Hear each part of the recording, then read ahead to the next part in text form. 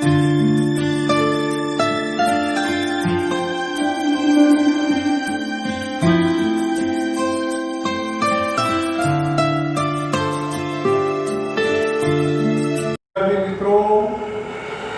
Afternoon. आज આપણે ધોરણ 8 ચેપ્ટર 10 વિષય ગણિત એમાં ચેપ્ટર 10 માં આપણે ઘનાકારનું પ્રત્યક્ષીકરણ એમાં ભાગ 2 સ્વાધ્યાય 10.2 સુધી આપણે ભણી ગયા। આપણે ઘનાકારો એમાં સમઘન, લંબઘન, ગોલક, શંકુ, વર્તુળ અને નળાકાર જેવા આકારોનું પ્રત્યક્ષીકરણ કર્યું। હવે અહીં આપણે જે ભાગ 3 ની અંદર ઘનાકારો જે છે એની અંદર પ્રિઝમ અને પિરામિડ, તો જે સમઘન હોય, લંબઘન હોય એને ફલક એફ એસ અને એને વર્ટેક્સ બી શિરોબિંદુ હોય અને એજ ઈ એનો ટુકડો અને ધાર હોય। અહીં આપણે જોઈએ કે જે એફ જે છે એ ફેસ કહેવાય છે, એનો ચહેરો ફલક કહેવાય છે, વર્ટેક્સ અને શિરોબિંદુ કહેવાય છે અને એ જેની ધાર કહેવાય છે। એવી રીતે આપણે સૂત્ર યુલરના સૂત્રના આધારે દાખલા ગણતરીમાં લેવાના હોય છે। तो युलरનું સૂત્ર વિદ્યાર્થી મિત્રો યાદ રાખજો, f + v - e = 2 હોય તો જ એ સૂત્ર સાચું ઠરે છે। એનો જવાબ કેવી રીતે મળતો હોય? અહીં આપણે 10.3 ની અંદર દાખલા નંબર 1 જોઈશું। ઘણા પ્રશ્નોના જવાબ લખીશું અને ઘણા પ્રશ્નોના જવાબ તમારે મોઢે લખવાના રહેશે।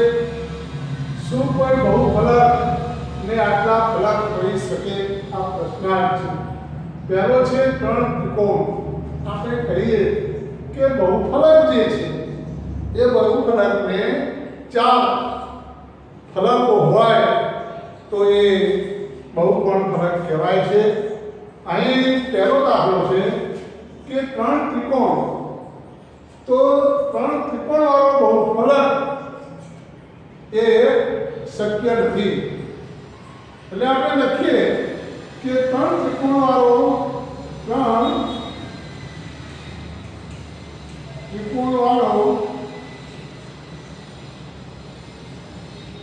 બહુફલક ન હોઈ શકે। આ એનો આપણે જવાબ લખીએ। એવી જ રીતે બીજાનો જવાબ લખીશું અહીં 4 ત્રિકોણ, તો બહુફલકને 4 ત્રિકોણ, બહુફલકને 4 ત્રિકોણ ફલક હોય છે, ત્રિકોણ ફલક હોય છે। તો તમે જુઓ અહીં કે બહુફલકને અહીં બહુફલક 3 ત્રિકોણ, તો અહીં તમે લખી શકો છો જવાબની અંદર કે બહુફલક ને આપણે અહીં ફરી લખી લઈએ પહેલા કે બહુફલકને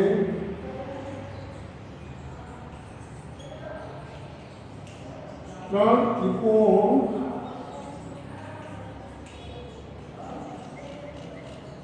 ફલક ન હોઈ શકે। આ ભેગું લાગતું હતું એટલે આપણે અહીં લખી દઈએ, કારણ કે ભેગું દેખાય નહીં એટલા માટે। જવાબ 4 ત્રિકોણ, બહુફલકને 4 ત્રિકોણ ફલક હોઈ શકે, બરાબર। તો 4 ત્રિકોણ, તો ત્રિકોણીય પિરામિડ કહેવાય। કયો કહેવાય? ત્રિકોણીય પિરામિડ કહેવાય છે, એવું તમે લખી શકો છો। એક ચોરસ અને 4 ત્રિકોણ, તો આપણે એનો જવાબ લખી શકીએ કે બહુફલકને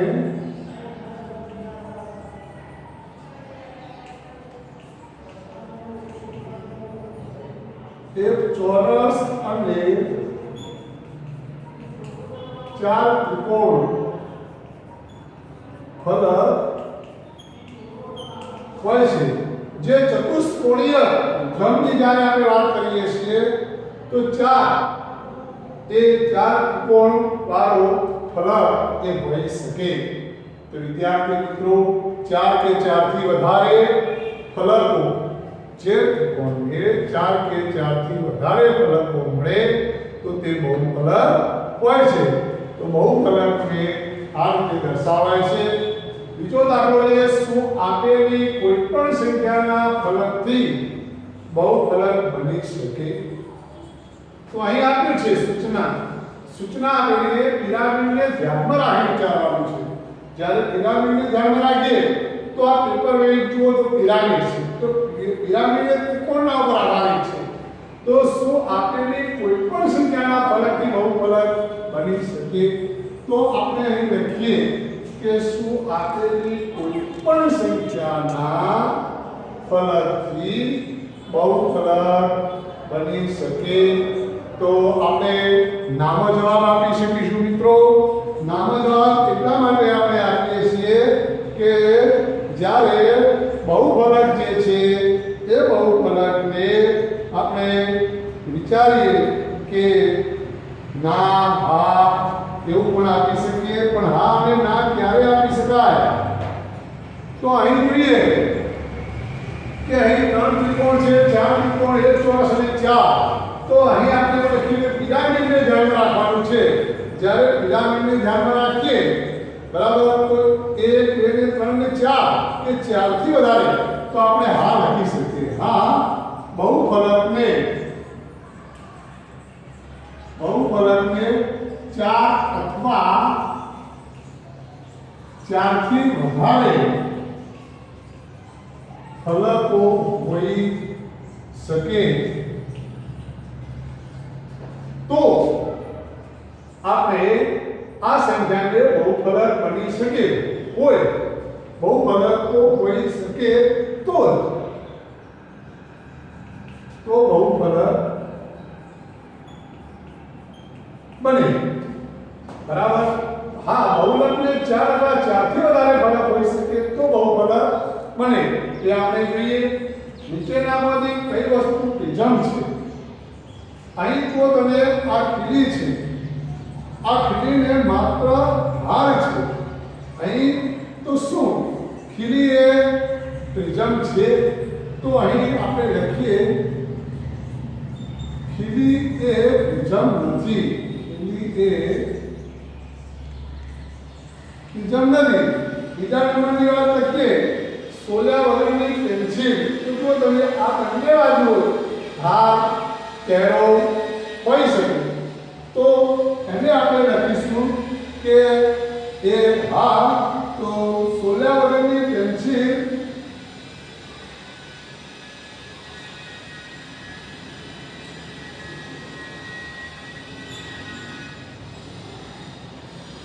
પ્રિઝમ છે. તો અહીં જુઓ પેપર વેઇટ જે છે એ પ્રિઝમ નથી, એ પિરામિડ છે. પ્રિઝમ નથી તે પિરામિડ છે. શું છે? પિરામિડ છે. પિરામિડ એટલે પિરામિડીય ત્રિકોણ કહેવામાં આવે છે. શું કહેવામાં આવે છે? પ્રિઝમ નથી અને પિરામિડ કહે છે. અને પિરામિડ એ ત્રિકોણીય પિરામિડ કહેવામાં આવે છે. ખોખું એ પ્રિઝમ છે. એ પ્રિઝમ છે કારણ કે ખોખાને 4 અહીંયા તો ચતુષ્કોણ છે. ખોખાને 4 બાજુઓ એટલે કે 4 અથવા 4 થી વધારે ફલક છે. 4 અથવા 4 થી વધારે ફલક હોય છે. હવે આપણે દાખલા નંબર 4 જોઈએ. આપણે એનો જવાબ લખીશું મિત્રો કે પ્રિઝમ અને નળાકારનો શું સામ્ય છે. તો અહીં જવાબમાં લખીએ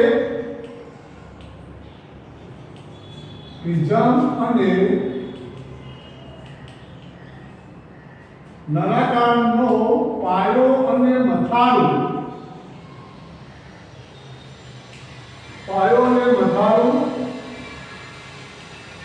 સરખા છે. પાયો અને મથાળું સરખા છે અને તેની જે સમતલીય જે ધાર હોય છે તે પણ સરખી હોય છે.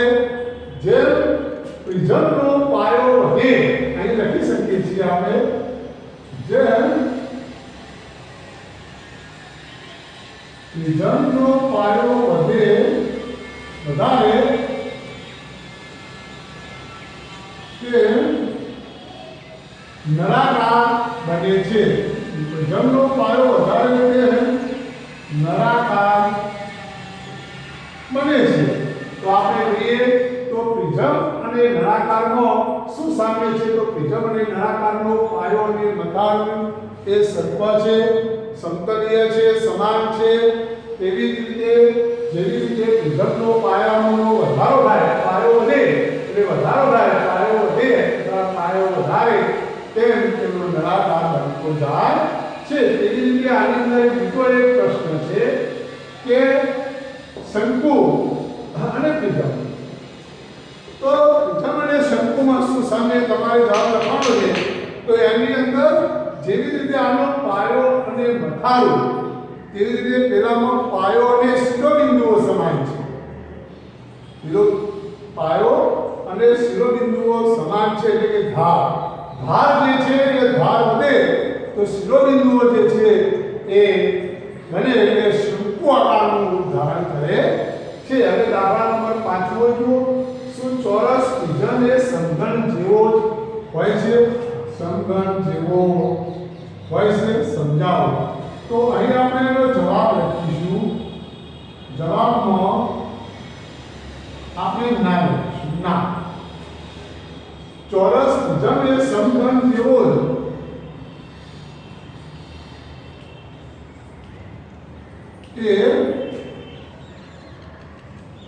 સમઘન જેવો ન હોય, તે લંબઘન જેવો પણ હોઈ શકે. તે લંબઘન પણ હોઈ શકે. આપણે કે ના, ચોરસ પ્રિઝમ એ સમઘન જેવો જ ન હોય, તે લંબઘન પણ હોઈ શકે. આપણે આને એવું લાગે કે આ ભેગું છે તો થોડું સૂત્રું પાડી શકીએ કે અહીં લખીશું જવાબમાં આપણે ના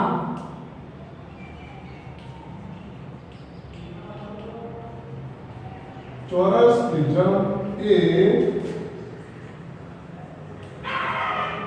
સમઘન જેવો જ ન હોય, તે લંબઘન પણ હોઈ શકે. કે લંબઘન પણ હોઈ શકે. વિદ્યાર્થી મિત્રો, તો આપણે અહીં આવી રીતે એનો જવાબ આપી શકીએ. દાખલા નંબર 6 છે યુલરનું સૂત્ર. નીચેના ઘનાકાર માટે તપાસો. ઘનાકાર માટે તપાસો. તો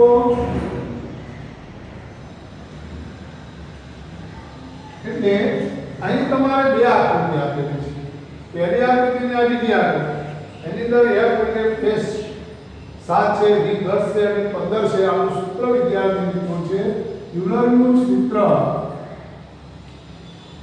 યુલરનું સૂત્ર f + v - e = 2 માટે અહીં f કેટલા છે? 7. આ કેટલા છે? 10. e કેટલા છે? 15 બરાબર. આ આપણે સાબિત કરવાના છે. 10 + 7 17 - 15 બરાબર 2. તો અહીંયા હા આપણે લખીએ કે યુલરનું સૂત્ર સાબિત કરે છે. બીજા નંબરની અંદર આવું સૂત્ર આપણે યુલરનું લખવાનું છે મિત્રો. યુલરનું સૂત્ર f + v - e = 2 માટે આપણે આ સૂત્ર સાબિત કરીએ. ડાબા બરાબર એટલે આ જવાશે જાય. f કેટલા છે? 9. v કેટલા છે? 9. આ 16 છે. 9 × 18 - 16 બરાબર 2 જે સાબિત થાય છે. તો આ સૂત્રો આકૃતિના આધારે આપણે યુલરનું સૂત્ર એ આપણે સાબિત કરી શકીએ છીએ। આ સૂત્ર એટલા માટે યાદ રાખજો મિત્રો, F એટલે બેઝ, વર્ટેજ એટલે શિરોબિંદુ અને A એટલે આ ધાર, કિનારે જેને કહીએ છીએ આપણે ધાર, એ તો F V અને E, F plus V minus E બરાબર 2 એ યુલરનું સૂત્ર છે વિદ્યાર્થી મિત્રો। હવે આપણે દાખલા નંબર 7 જોઈએ। દાખલા નંબર 7 જોઈએ બાળકો। એની અંદર આપણે જોવાનું છે કે દાખલા નંબર 7 ની અંદર જે છે એ યુલરના સૂત્રનો ઉપયોગ કરી અજ્ઞાત સંખ્યાઓ મેળવો। એમાં આ 1 2 3 આ ઉપર બીજો નંબર અને ત્રીજો નંબર, તો અહીં આપણે એક નંબર લઈએ પહેલો, એનું F કઈ છે શોધવાની છે।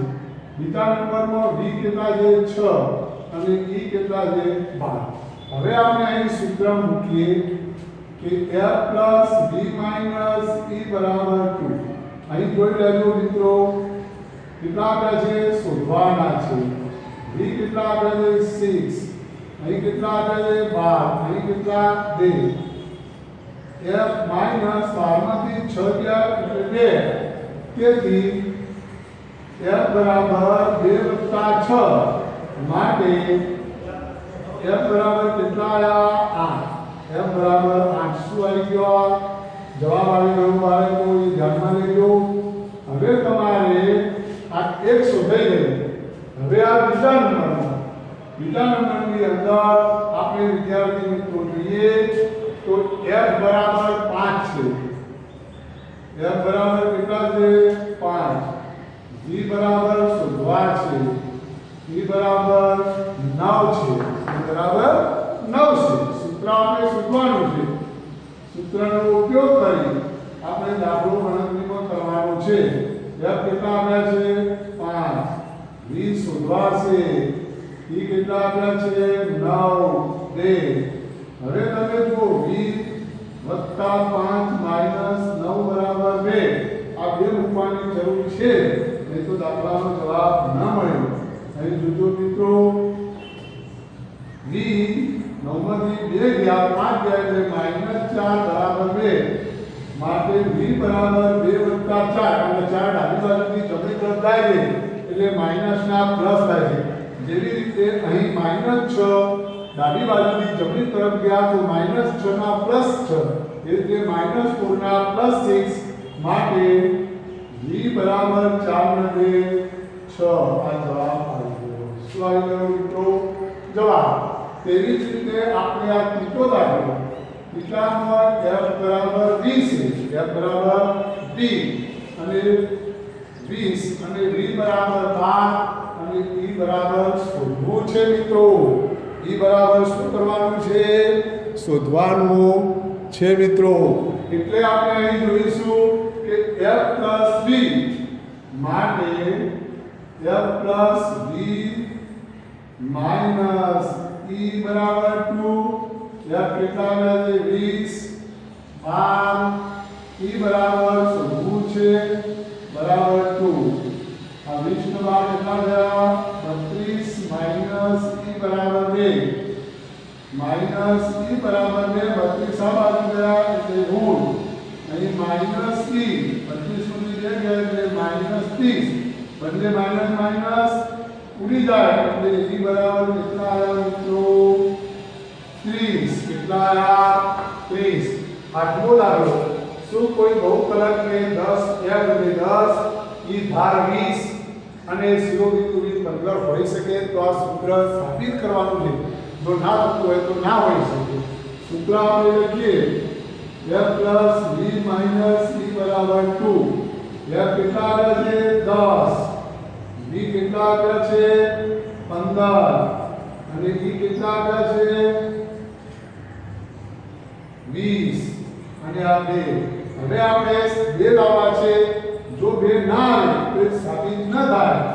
15 ને 25 minus V બરાબર 2, તેથી 15 માંથી 20 ગયા એટલે 5 અને 2, આ 2 છે આ 5 છે એટલે 5 not equal to 2, 5 not equal to 2।